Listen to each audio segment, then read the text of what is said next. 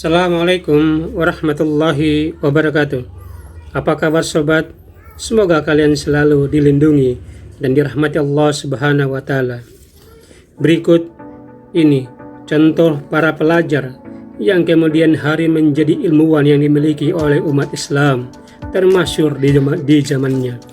Hingga saat ini pun mereka masih dikenang dan dijadikan pedoman dalam berbagai disiplin ilmu pengetahuan.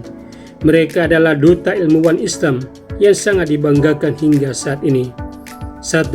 Yaqub Al-Kindi dan Abu Bakar Ar-Razi adalah dokter terkenal, namun mereka juga memiliki pengetahuan tentang filsafat, astronomi, dan musikologi. Kedua, Ibnu Sina adalah seorang filsuf, dokter, ahli hukum, dan penyair. 3. Al-Farabi dikenal sebagai seorang filsuf dan ahli musik, juga memiliki pengetahuan tentang obat-obatan. 4. Al-Biruni adalah seorang astronom terkenal. Ia juga menguasai ilmu filsafat, matematika, dan geografi. 5. Abu Hanifah Ad-Dainuri adalah seorang astronom dan ahli matematika, serta memiliki pengetahuan botani. 6. Ibnu An-Nafis, meskipun terkenal sebagai dokter, juga memiliki pengetahuan tentang dasar-dasar iman dan hadis. 7. Al-Jamakashari adalah seorang ulama tafsir terkenal. Dia juga memiliki pengetahuan geografi, linguistik, dan sastra. Dari wilayah Andalusia, Abu Saul Andalusi adalah seorang dokter terkenal dan filsuf. Ia juga memiliki pengetahuan tentang astronomi dan matematika. Ia pun seorang penyair dan ahli musik. Ibnu Bajjah adalah seorang dokter terkenal.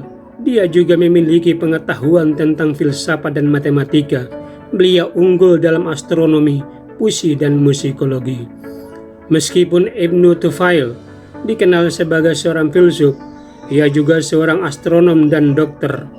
Adapun Ibnu Rashid Al-Hafidh, ia terkenal karena karya ilmiahnya di bidang fikih, hukum, kedokteran, dan filsafat.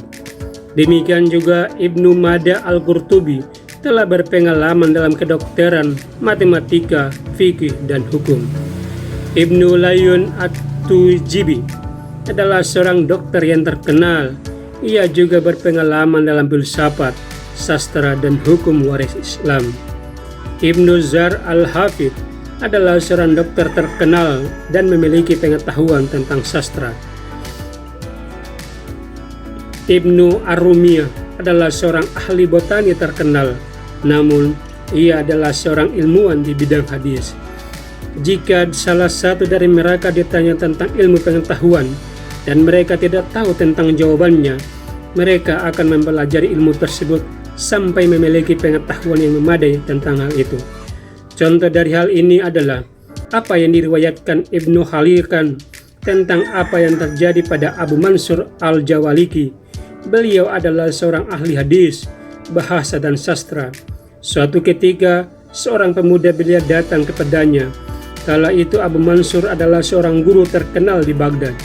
Pemuda itu meminta penjelasan arti dari dua ayat yang berkaitan dengan astronomi. Ibnu Mansur menjawab, "Anakku, ayat itu berbicara tentang astronomi. Ini tidak ada hubungannya dengan sastra." Pemuda itu pun pergi.